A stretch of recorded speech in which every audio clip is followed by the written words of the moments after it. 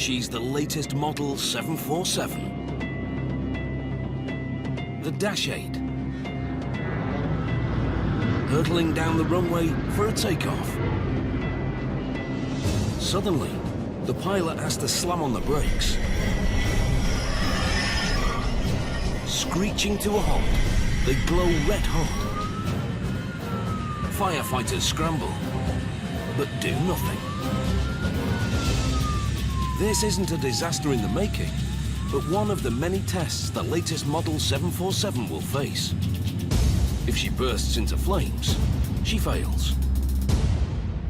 For almost 40 years, the Jumbo was the undisputed queen of the skies. Recently, she's lost that crown to the bigger Airbus A380. And the team at Boeing want it back. They're going to completely redesign this iconic plane in the world's largest building, the Boeing MegaFactory.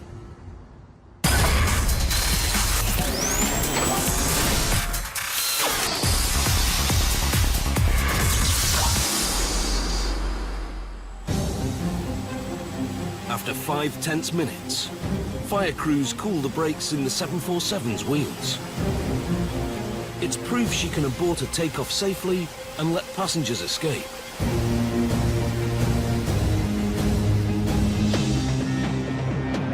Boeing hopes this will be her only aborted takeoff.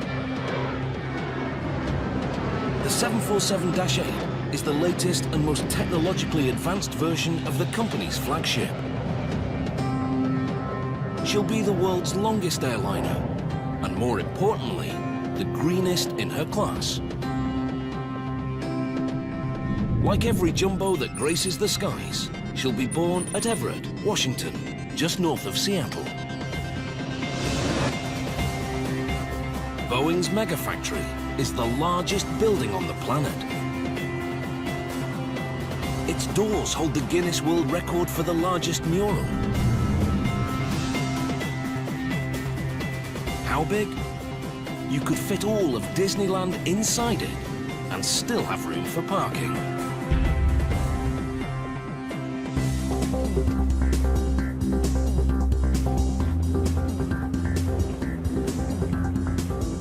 This is more than just a factory. It's a small city with its own fire department and 7 of America's busiest coffee shops right there on the factory floor. Alrighty, it's gonna be 207, please. There's an armada of industrial-strength trikes and bikes to help the employees get around. But it takes most people months to learn the factory layout. The size was definitely overwhelming.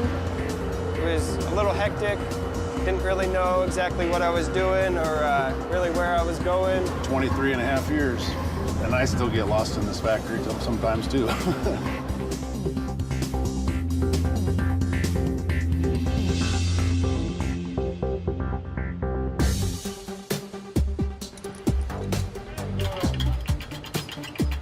This cavernous building is so large, clouds have been known to form near the 11-story high ceiling.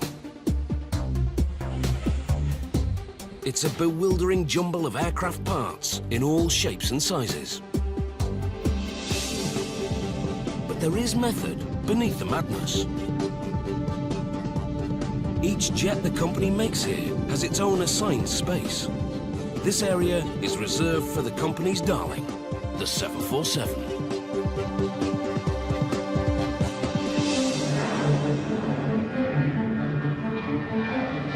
The first plane ever built here was a 747, the original jumbo jet. She quickly establishes herself as the undisputed queen of the skies. Her dominance goes unchallenged for 40 years. Until in 2007, the Airbus A380 eclipses her in size and capacity. It's a double-decker, seating 550 passengers. The A380 is Airbus's response to the upsurge in air travel over the past decade. There's really an upturn in the aerospace industry. We're seeing people fly more often, airplanes are full. There's really a lot of demand for new airplanes.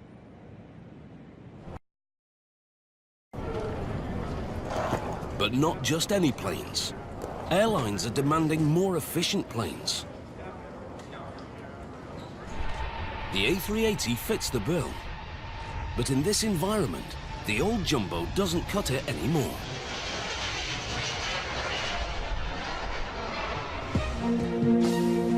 With soaring fuel costs and concern for the environment, she's become expensive and dirty to fly.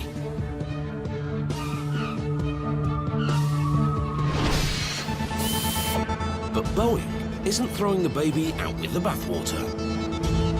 Instead of designing a new plane from the ground up, which could take a decade and billions of dollars, they're going to give a radical makeover to their old favorite, a better and greener jumbo.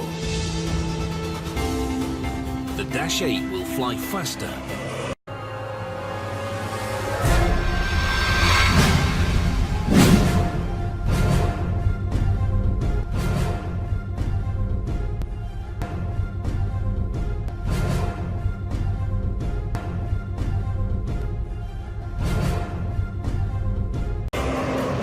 travel a third of the way around the world without refueling, and burn a lot cleaner than any 747 before it.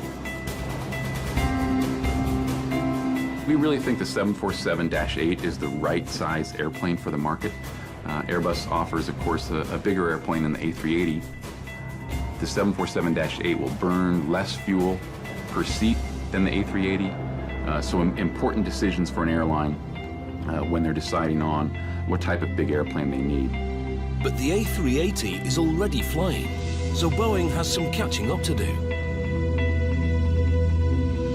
Good thing that in the hangar next door, they've got some innovative technology ready to go.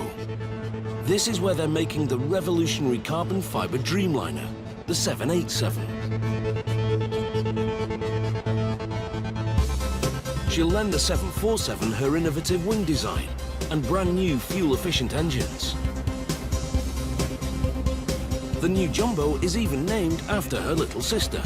She'll be the 747-8. She's borrowing from the future, but also from her own 40-year heritage.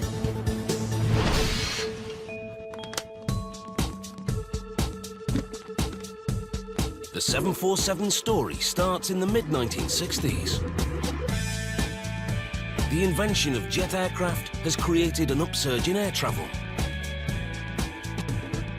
Demand for intercontinental flights is taking off. And one carrier leads the way, Pan Am. By 1965, Pan Am is desperate for bigger and longer-range jets.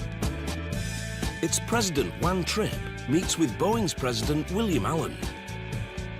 He asks him to build an aircraft with a range of 5,000 kilometers that'll seat 350 people, twice as many people as any plane before. It's an unprecedented task for Chief Engineer Joe Sutter, known as the father of the 747. When we had to develop an airplane for 350 passengers instead of 100, how do you do it? And the first thought was to put one airplane on top of another. 40 years before the A380, Joe considers a double-decker. When my engineers got to work on it and we looked at the troubles with a double-decker, you could list a dozen of them. And that's where they conceived the idea of a wide airplane with two aisles. Legend has it, Pan Am's Juan Trippe tells Boeing, if you build it, I'll buy it.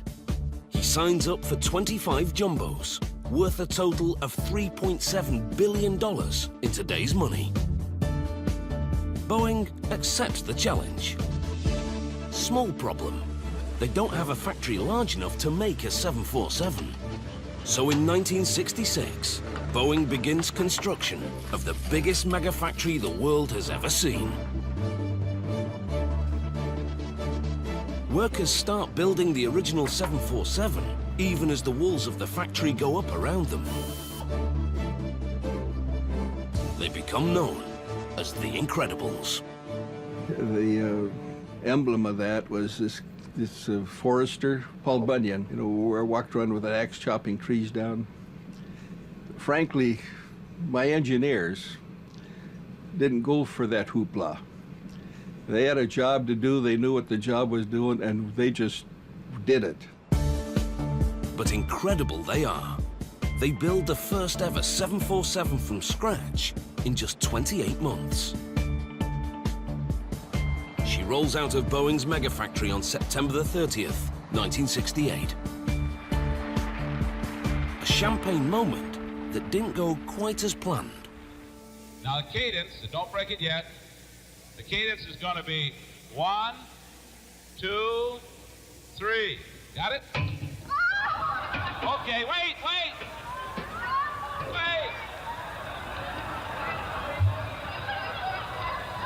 All right. We'll do it again. 1, 2,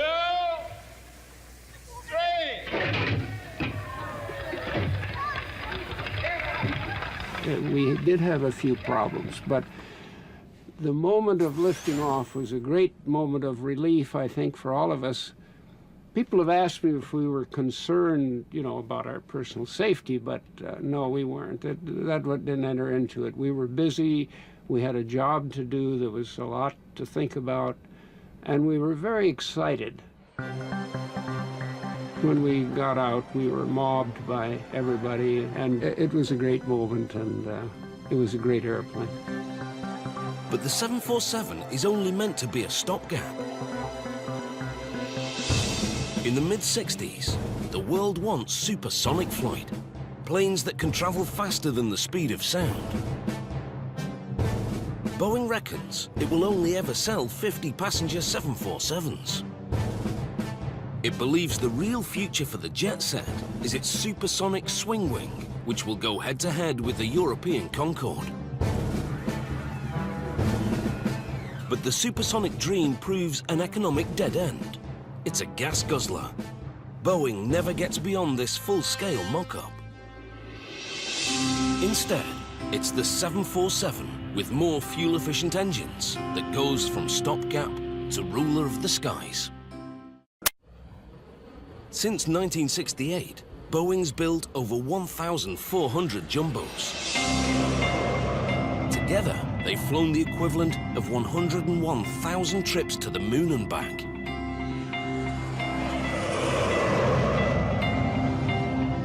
And they've all been handcrafted here at the Boeing MegaFactory. In 43 years, that hasn't changed. Making a jumbo is still hands-on work. There is not a robot in sight. Okay, I got a little tension. All right, we're in the hole. In our assembly line process, it's really important to get the cadence going, or sometimes we call it the drum beat. It's all about cycling, and that is having our mechanics be able to work on a job and then cycle back to the next airplane and keep the rhythm going. But nothing is actually made here. Everett is simply a massive assembly hub.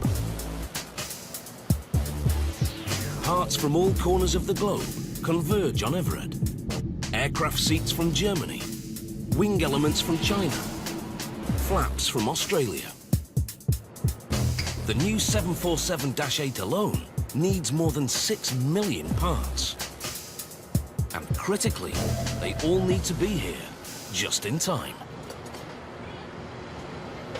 Just-in-time manufacturing is a proven method that saves Boeing money by not having to purchase and store parts too far in advance.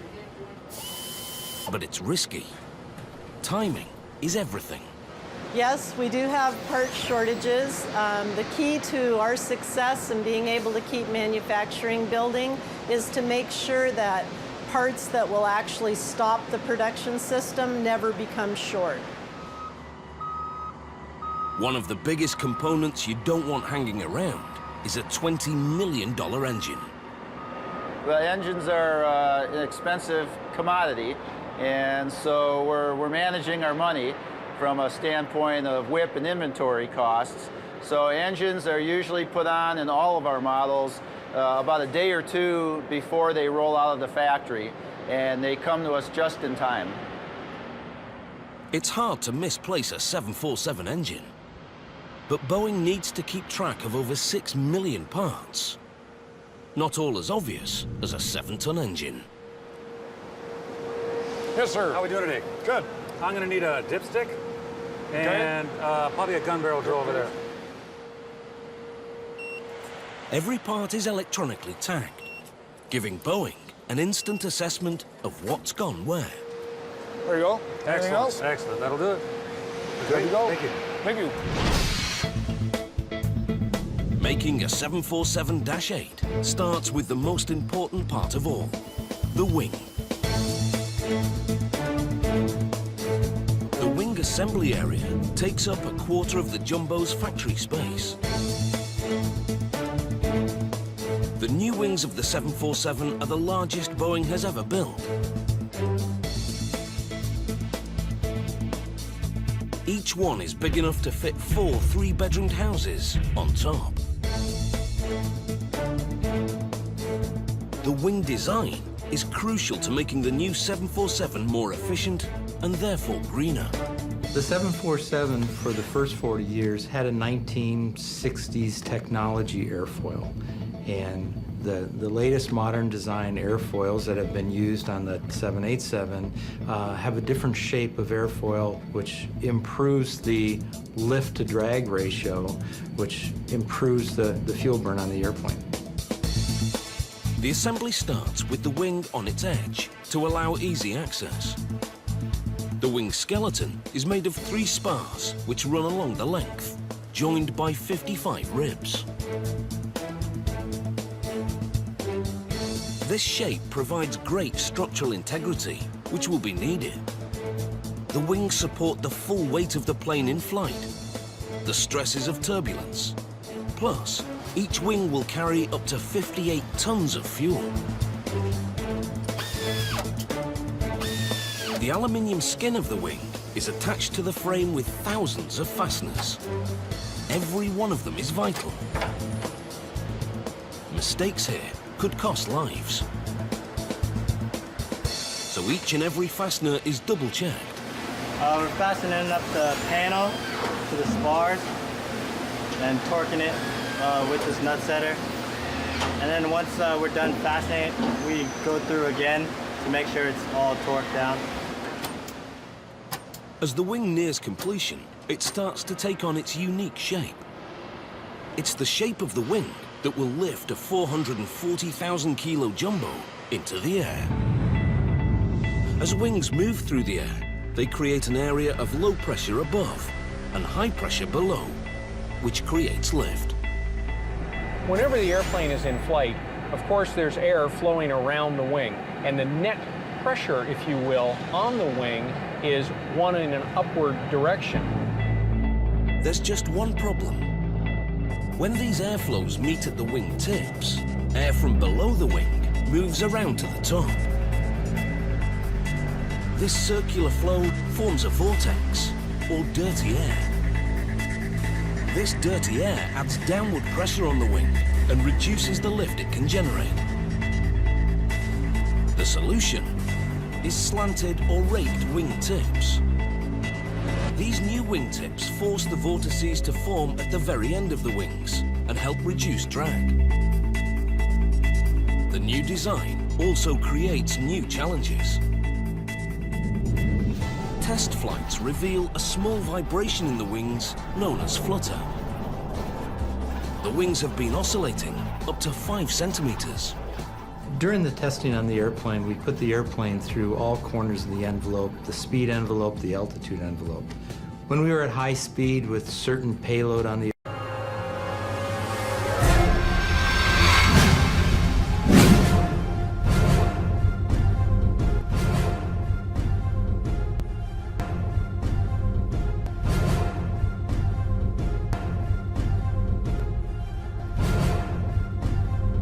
airplane and certain fuel, we did notice a small vibration of the wing and engine combination.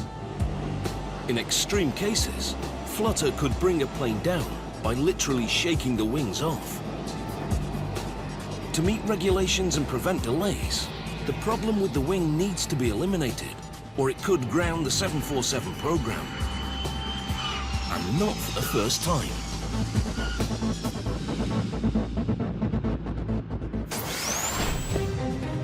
In the late 60s, the original 747 had a different wing issue. Wind tunnel tests showed the pressure on the wing was not distributed correctly, threatening a complete redesign. But Joe Sutter came to the rescue. We came up with the idea of just twisting the outboard wing down a couple of degrees. The thought was maybe this would work. Well, he tried that in the wind tunnel, and with just that simple fix, we solved the problems. This simple fix works. It distributes the stresses on the jumbo's wings correctly, and the 747 is good to go. In Joe's honor, it's dubbed the Sutter Twist. The twist is key to the Incredibles completing the jumbo on time for its launch. But the Dash 8 story takes a different twist. In a typically 21st century solution, engineers use the plane's computer systems to cancel out the vibrations. They call this computerized system fly-by-wire, a huge improvement on the cables that used to control the wings. A pilot input would cause a cable to move, which would, in turn, signal to the surface to move. A fly-by-wire system is where you've got computers in the loop. It's where a pilot will move the column, turn the wheel, and when they do that, it sends an electronic signal by a wire to the actuator that will control the surface. Now, what that allows you to do is put more computer and more flight control software technology into the handling characteristics of the airplane. They can use the computer system to make tiny changes to the wing controls to cancel out the flutter. It's a simple solution in the spirit of Joe Sutter's Incredibles. I have an immense amount of pride working on a product that Joe Sutter and his team effectively designed, built, and tested before I was in kindergarten. In 1968, Joe Sutter and his team of Incredibles give the world the most iconic shape in commercial aviation history. That famous hump.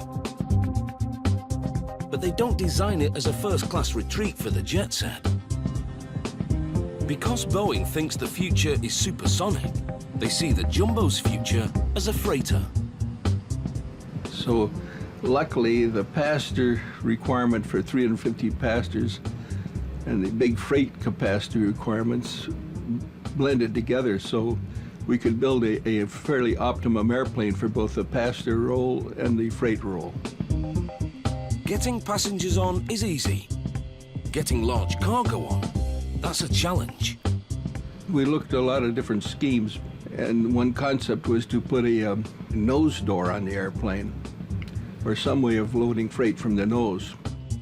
In a radical design move, cargo will enter through the nose. This places the flight deck above and out of the way. And so that famous hump is born. Pan Am President Juan Trippe immediately sees the potential. Juan Trippe turned around and looked at this area and says, "What's this used for?" And his chief engineer said, "Well, it'd be a good crew rest area." And Juan Trippe looked at the engineer and says, "This will be reserved for passengers." And that's how this upper deck that we now fly on came into being. On the new passenger 747, that iconic hump has expanded to the length of an entire 737. Back at the factory, work is progressing on the fuselage.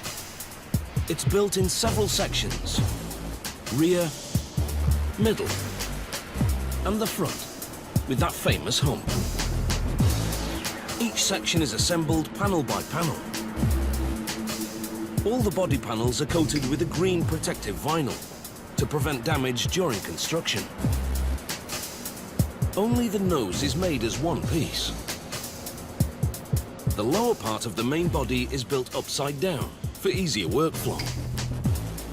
Then it's rotated 180 degrees in a special turn fixture so they can put on the roof.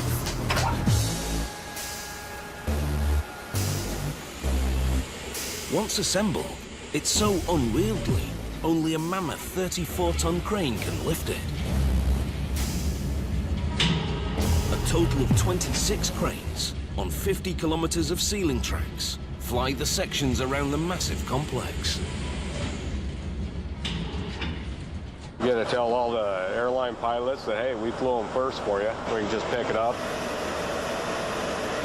and fly it wherever it's gotta go, set it back down, and people get to go to work on it. There are a couple people that have a fear of heights that are in this job, but it's best if you don't. Before the fuselage pieces are moved to their final assembly position, it's critical to make sure that nothing is left behind.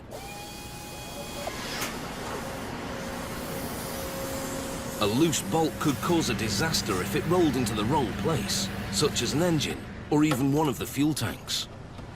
Every rivet, every fastener you put in, it could be a critical item.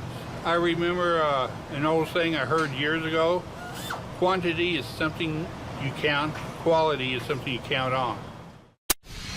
It's 2 a.m., but Boeing never sleeps. Inside the world's largest building, an extremely complicated maneuver is underway.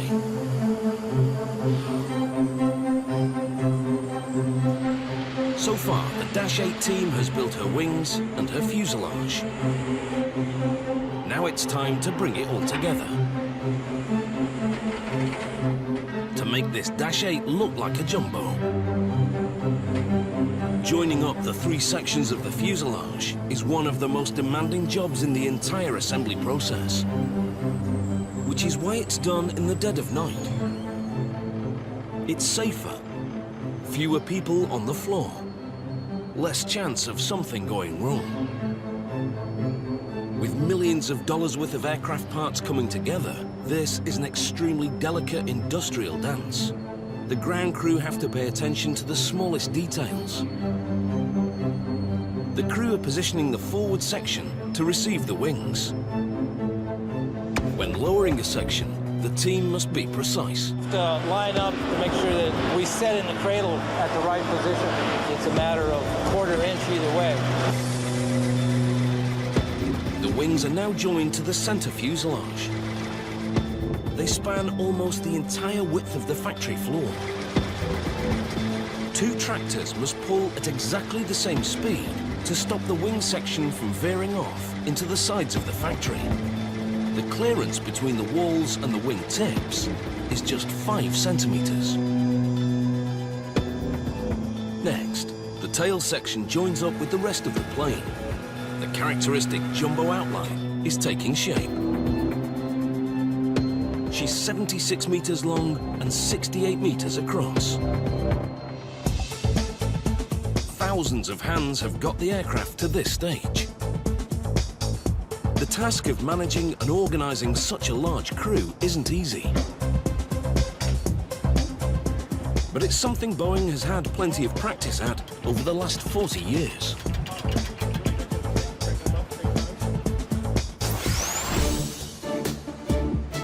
During the early years, Boeing faced a financial meltdown. It came close to bankruptcy. There were layoffs and pressure to halt development. Running the 747 program was a real challenge. We were working very hard to get all of the drawings out at that time, so the engineering department was peaking out at about 4,500 people. I was asked to make a big cut in that. We needed 800 more engineers. I think maybe I'm going to lose my job today, but I'm going to tell them the way I see it. I figured that was when I did the best job I could have for Boeing. If I had reduced the engineering force, the whole program could have tumbled. The latest jumbo jet program also has the potential to tumble. In 2008, Boeing's machinists go on strike for 2 months, throwing an already tight schedule into disarray. Each day lost costs Boeing $100 million. Added to the wing engineering issues, Boeing is forced to delay delivery by 2 years. Some buyers cancel their orders. But Boeing's immediate concern is to finish this one. It's time to give her some power. Time for the new engines.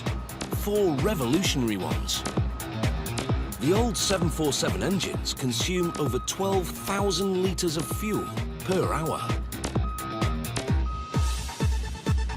With oil prices at an all-time high, airlines are seeking any way to minimise fuel consumption. Finding a more efficient engine is critical to the Dash 8's success. General Electric is at the forefront of jet engine design. These brand new engines are the most efficient they have ever made. Boeing challenged GE to adapt them for the new 747. But they don't come cheap. With a list price of $20 million each, these engines are the new jumbo's single most expensive component. But they are worth every cent. Composite materials used in the fan blades and casing trim 180 kilograms from each engine. Multiply that by 4, and it equals almost 10 extra passengers. And with fewer fan blades and lower turning speeds, these are the quietest engines GE has ever made. They can push through more air with less work. And that means burning less fuel. So how do they do that?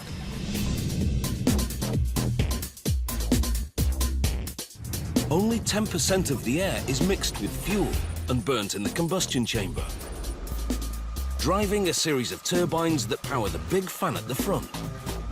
And that's the fan which pushes the other 90% of the air out the back of the engine, creating thrust.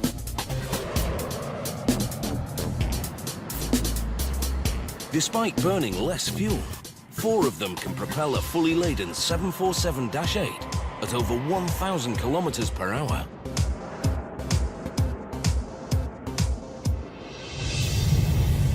Just one of these engines creates as much thrust as all 8 engines on a B-52. Back at the factory, it's time to hang the engines. Massive concrete blocks hang on the wings where the engines will go. Without them, the aeroplane would tip back on its tail. Each engine weighs 7 tons, and there are 4 engines to get off their trolleys and onto the wings. That's like hanging 4 bull elephants. It's a job to do slowly and carefully. Let me put a little tension on it and test it. If the 4 winches are slightly misaligned, it won't go in square, and they're in trouble. 45. Got your wheels where you want them? Our team's a pretty tight unit. We work together fairly well. We all have our positions on the plane that we like. 0. All right, start pulling your pins. Yep.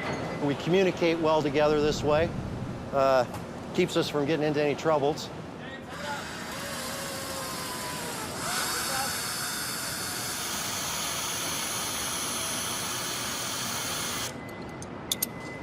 Harness up for safety. For safety. We're about 12 inches away. We're going to pull the bolts from the front fitting. There's a pin up front that lines up the forward mount. So we lube that up with anti-seize. We'll come up another 6 inches, make sure everything is clear. Then we'll come up the last 6 inches and then put all 4 bolts in. Very close tolerance, within a thousandth of an inch. Come on up.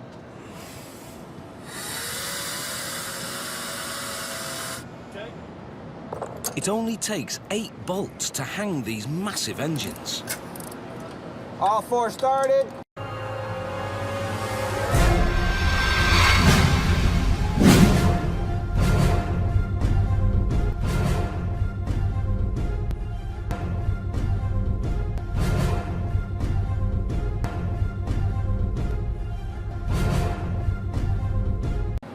All grabbing.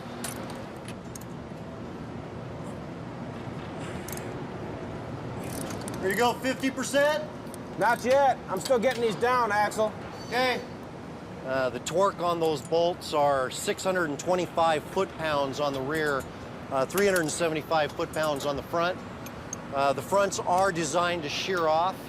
That's per design, and that's in case there is any problems that the engine will shear at the front, fall back, and break away from the plane without taking out wings or flaps or any of that. There's one. There are 3 more engines to mount. Once again, the crew will need to burn the midnight oil to get the job done.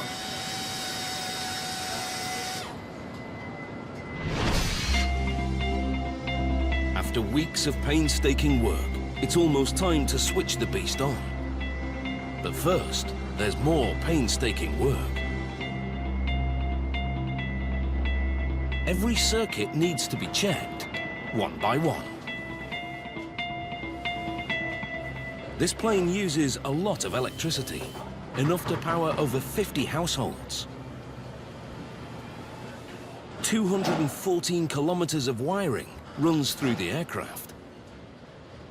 It all converges in the electronics bay. It's the plane's nervous system.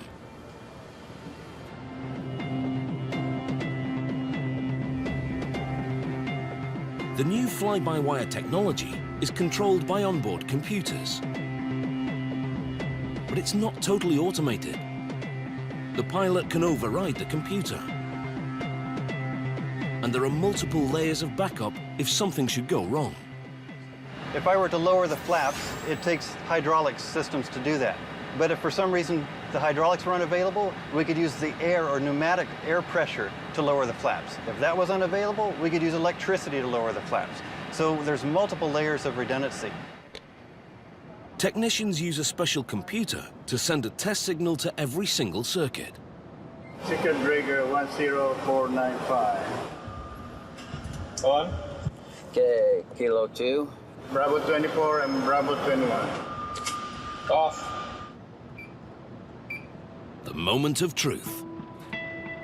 Time to plug in the factory power supply and fire her up for the first time.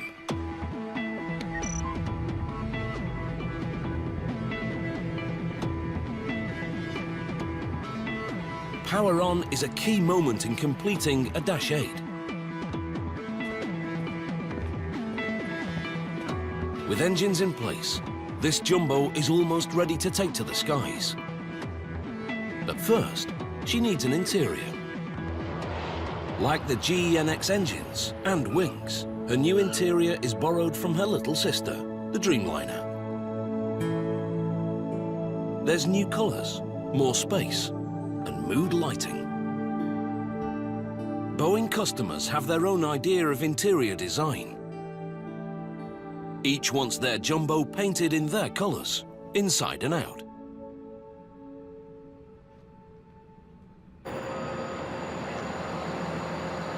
In the MegaFactroies' huge paint shop, the green protective vinyl is washed off. A base layer is sprayed on by hand, followed by several coats of color, depending on the customer's livery.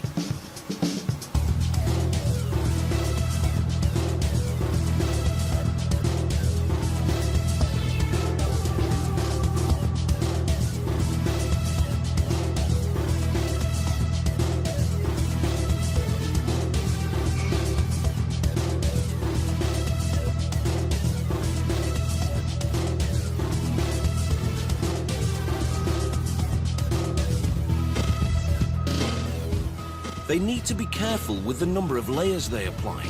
Too much paint could mask telltale signs of metal fatigue. And besides, the extra weight of more paint would only increase fuel consumption. A typical paint job uses 500 kilos of paint. It will last 4 years. This one is painted in Boeing's own colors because it's time to put her through her paces. She must undergo a series of grueling test flights before delivery. Test pilots push the plane to extremes that will never be endured by its passengers. Unless they work for Boeing. Just putting away the hand luggage won't be enough for this flight. These Boeing engineers have to tie everything down, from their lunch to their laptop. If you don't have it clammed down, things fly in the air. And it'll literally go straight up to the ceiling, and it can come down and hit you on the head. The flight load survey is one of the most grueling tests for the plane, and for those on board. A strong stomach comes in handy.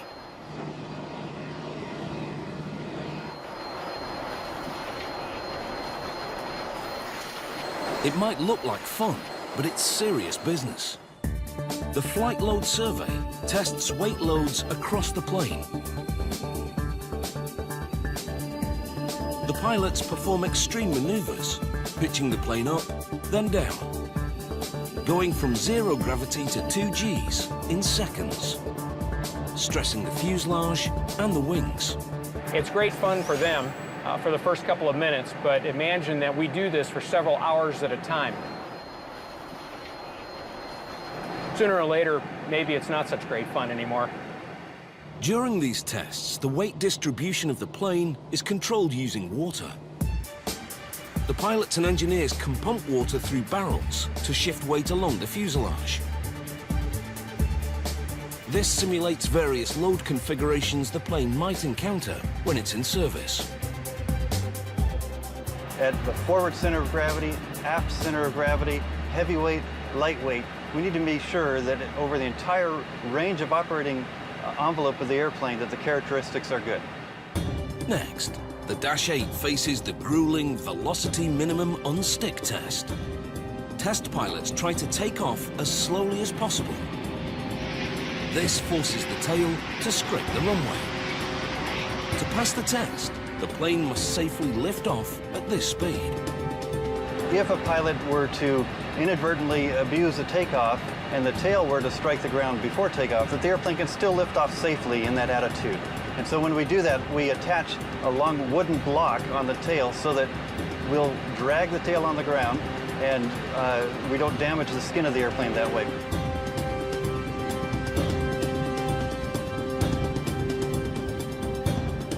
Next, they put this new jet through the flutter test. Flutter is the aviation word for vibration. This test pushes fly-by-wire control to the limit. It's all high speed, generally above the ordinary envelope that we let airline pilots operate the aircraft at. And we vibrate each of the axes of the airplane by quite literally kicking the controls one at a time to watch how the controls react and make sure that the airplane, in fact, damps the vibration out to a quiet and smooth ending in a very quick fashion. Now it's time to slam on the brakes in midair and see what happens.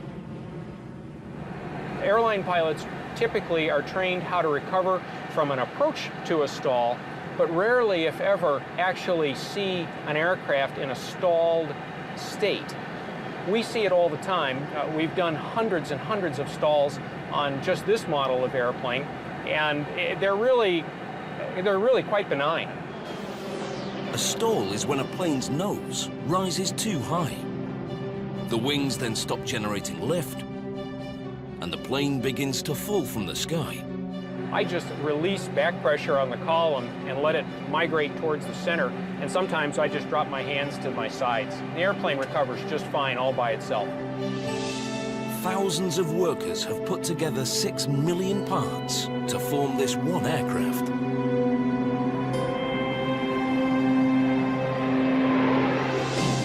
She's conquered everything the test pilots could throw at her. She's survived manufacturing delays and deadlines. For just $333 million, you can have a brand new Boeing 747-8 all of your own. The new Jumbo is ready to take on the ultimate test. Competition in the skies. I would tell new pilots of the 747-8 to be excited. This is a wonderful machine. And I think this 747-8 will be the airplane that it will be the airplane for the next 20 years. The world's biggest building, this megafactory, is delivering its 3,381st aircraft. She's a little bit late, but worth the wait. The brand new 747-8 is ready to reclaim her title as Queen of the Skies.